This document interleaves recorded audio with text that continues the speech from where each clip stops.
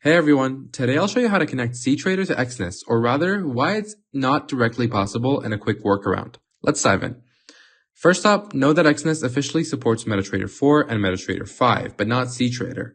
Head to exness.com, log in, and you'll see MT4 and MT5 as your options under trading platform. No Ctrader here. If you love Ctrader's interface, download it from Ctrader.com. It's free and you can use it for charting or demo trading with other brokers, but for Exness, we need a bridge.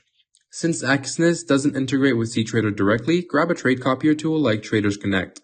Sign up at tradersconnect.com. Link your Exness MT4 or MT5 account as a source, and set Ctrader as a target with a demo or another broker's live account.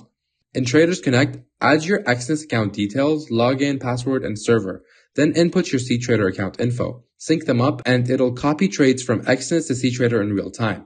Place a test trade in your Exness MT5 account. Check Ctrader. If the trade copies over, then you're golden. Adjust settings in the copier for speed or filters as needed.